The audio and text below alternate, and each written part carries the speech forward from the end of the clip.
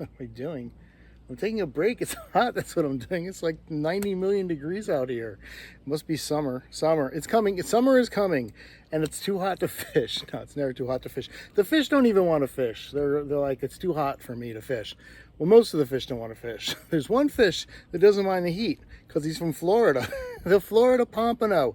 That's right. The Florida Pompano comes around in summertime, and you can catch him here on Oak Island. And that's what I intend to do this week. I'm going to be pursuing Pompano. Pursuing Pompano. What does that mean? It means using the right hooks, the right bait, and putting the hooks in the right bait in the right spot to pursue Pompano. Come on, let's go.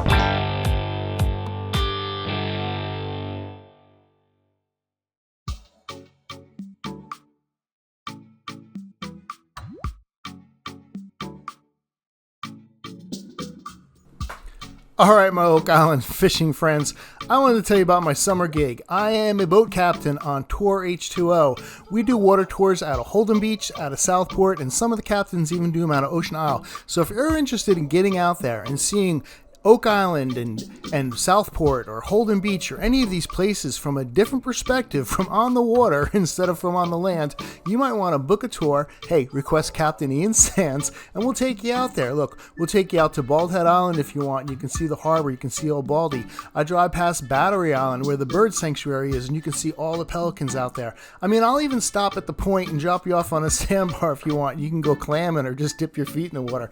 We're going to have a good time. So, like I said, if you're looking to try something different this summer, check them out. Tour H2O, request Captain Ian Sands. We can even drop you off at Fishy for lunch. So I was going to do a little plug there for the boat tours we're doing this summer. So my Oak Island fishing friends, I wanted to pursue some pompano. I saw on Facebook that there was some pompano caught in the surf. It's one of my wife's favorite fish, so I thought I'm going to get down there. I just had some shrimp. That's all I had for bait. So I'm like, I know you can catch a pompano on some shrimp. So I cast out and I got a croaker. Okay, and then I'm like, wait, didn't I just do this video? Didn't I just do the top 5 things to do with a croaker? You know what should have been on that list? Throw it back, just like that. That should have been the top 5 thing you do with a croaker. Throw them back, because who wants a croaker? But I'll put a link to the video up above if you want to watch that top 5 things to do with a croaker, but I was not in the mood to catch him. But then I caught a little whiting, and I'm like, okay, he's about cute enough to put in a fishbowl. This is about like 4 inches. I just want to bring him home, put him in a fishbowl, give him a little fish food, like let him grow up in my fishbowl. But I didn't. I dropped him instead. He's slimy, and I sent him back. Now, if you catch one 6-inch whiting and you throw out another piece of crappy shrimp, you're going to catch another crappy 6-inch whiting because they school up together. So in sizes. So if you catch a 6-inch one, you're going to catch another 6-inch one. And I should have known that, but I kept staying there fishing and I got a nice big hit. And I was like, yes, I'm going to reel this in. I'm going to have a nice big pompano on here or a nice big whiting because it's tugging. And then I realized this isn't a nice fish at all. This is a stingray. Great. Now I'm going to have to apologize to my friend Anthony. This is the first one I've caught all year, and he had asked me to save him one because he shark fishes. And I was so frustrated at the time, and it was so little. It was kind of adorable, like the little 6-inch whiting, that I actually let it go. And afterwards I was thinking, oh man, I should have saved that. So I apologize to you, Anthony, for that. Next one I promise I will keep. Right after that, I saw the pelicans, and they were all diving right in front of my rod. And I'm like, there's a bunch of pogies out there, and there's got to be some fish out there, maybe some blues. So I had a ballyhoo that I had left over, a frozen ballyhoo, and I'm just like, I'm going to put them on a 5-aught hook, throw it out there, and I'm sure I'll get something. And right away, I got a nice big hit. The rod bent, and as soon as it bent, it straightened out. And I started reeling it in, and there's that feeling of nothing on the line. That's because there was nothing on the line. The line had gotten cut, probably rubbed up against the shark's skin, and it just cut the braid. So it wasn't even like it broke. It was just cut. So nothing there. Regroup, get back out there again. I got some better shrimp, but I didn't get them from Clem's, and I think that's the problem. I got to get some good, fresh shrimp from Clem's. This batch of shrimp was defective, and I'm going to go to Clem's later and just be like, listen, I got some bait shrimp someplace else, and they were defective, so you got to give me some good shrimp. But again, the same kind of a history, the same thing, getting croaker, getting little whiting, and just being frustrated. Oh, look at that catch and release. So I thought, well, I'm going to get some sand fleas. That's what I need to get pompano. I need sand fleas. So I start walking up and down the beach.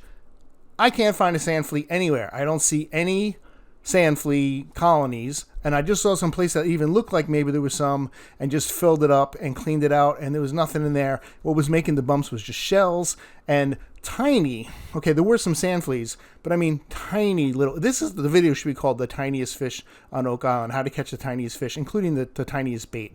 I can't even put that on a hook. It's so incredibly small. Even on a little tiny hook, it wouldn't work. Anyway, at this point, the tourists started coming in. They started swimming right next to my line. I'm like, I'm going to pack it up. And as I was grabbing my rod to put it away to leave, I got a hit on the big rod that I'd had some cut mullet on, and always hoping for those bluefish. So I started reeling this in, and I'm like, all right, I know this isn't a pompano based on the bait I have on here. And luckily the kids weren't swimming there anymore, and after they saw what I had on the line, they probably won't. I do believe this is a spinner shark, because as I was bringing it in, I saw it jumping out there. Or I should say I saw it jump. I saw it jump one time, and I actually thought, I wonder if I got a little tarpon on the line. But then as I brought it in and it was fighting in the surf there, I realized it was a shark. And I've tried to learn how to identify sharks, and it's kind of difficult. This one had no identifiable markings on it. And it definitely wasn't an Atlantic sharp nose, and it definitely wasn't a bonnet head, and it wasn't a black tip. So I'm going to stick with spinner. Plus, he was really wiggly. Like, this was a little shark who did not want to hold still. And I just like, dude, all I want to do is take the hook out of your mouth and I'll throw you back. So I don't know if that's characteristic of a spinner or not. You guys who know sharks better than I do can probably tell me. And it had a little gash on the side of it, where I'm not sure where it got that from. Maybe another fish hit it or a boat or something. But anyway, got the hook out. Just going to take it back into the water here, give it a little tail, and still it's giving me a hard time, which is nice. It's feisty, right? Turn it around. I got to get the gills facing the waves, and then you can have the water go over its gills, and you can kind of revitalize it. But I don't know if the shark needed much revitalizing, because he was frisky and ready to go. So I was happy to see him off, and at that point, I was just going to... I had already started to pack up. Like I said, I grabbed that rod. I was ready to go when that rod went off. I was already taking it out of the water, so it wasn't much for me just to pack up and move on. Okay, I need to regroup. Let's go out and get some dinner.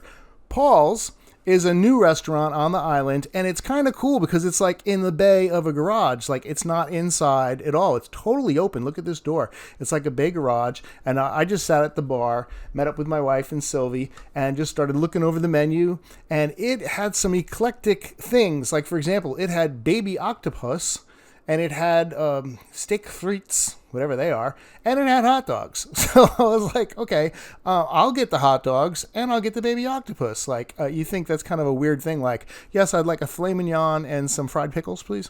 I don't know, just it seemed like it was either like over the top or it was bar food. The inside's really fun. They got pinball machines. Bing, bing, bing. Don't tilt it. They got the skeet ball machines in the back. They had some other arcade games there. And it's just kind of a fun, open atmosphere. TV sets, kind of a, the sports bar kind of atmosphere too. But like I said, all open to that big bay garage door. And they had air conditioners in and stuff like that. So it wasn't hot or anything like that. It was actually very comfortable. And just to sit in there. So I'm like, well, I'm going to sit down and wait for my baby octopus to come and eat it up and see if it was any good. The food came out and, it was good. It was a hot dog, right? So I don't know how good can hot dogs get. They can get pretty good. It was a hot dog all the way, so it had all the stuff on it, and the baby octopus came out. My wife got a salad with shrimp on it, and that was good too. And goat cheese, I think it was shrimp and goat cheese in a salad, and she loves goat cheese and shrimp, so that was really good. Sylvia and I both got the same thing. She got French fries with hers, but I had the baby octopus. So there's my hot dogs.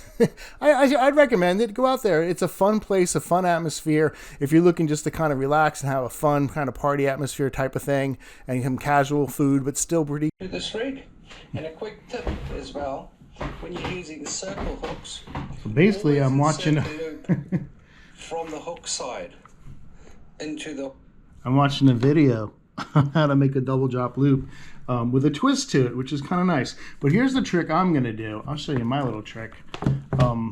When I've got the loop right here, and I want to get a float in it, I put a piece of thread on there with a needle, and then I can just thread the needle and the thread right through that. See how easy it goes? There we go. And once that needle's through, then I can just pull that through, and then I can let the thread go, and then my float's on there pretty nice. And I do the same thing. Sometimes when you get these little hooks, I'm using these 1/0 hooks, they're so small. That's so small that trying to get this big, I think it's 25-pound test through that little hoop right there, I'm like, how do you do it? Sometimes I get lucky if I squeeze it down enough and get it through. But, well, I did get lucky. Look at that. But if I don't get lucky, what I do is I use that the thread idea too, and I just put the needle through the little hole. But I got lucky this time. So this is going to be my double drop. This could be my new double drop rig I'm doing. I'm going to have the weight down here. I'm going to have one drop, and then I'll do another one up here. Show what he was doing in the video, how he did it. If I don't know how well this is going to show up with this green background. That's why you can go watch the video yourself. But he just made a little loop like that, and he twisted it. So I'm just twisting it, and then it gets all twisty like that, and then he kind of opened it up and retwisted it on itself. So it gets nice and twisty. And then look at that. So now, how twisty that is, that's just going to stick out because it's all twisty like this other one's going to stick out. Sure it is. Look. So there's my weight. First little rig, I got to cut that tag off. Up a little bit higher. My second one. And then I'm going to put a little thingamabobby up here. And I'm just going to go fishing. So I made those rigs because I'm going to get serious here. I've got some Pompano rigs and I'm going to get some sand fleas. And I finally found some sand fleas. Now, if you look at the sand here, you're going to see it's all smooth. Except for there's one little area, a little round area that's bumpy. You see it? I'm coming right up on it.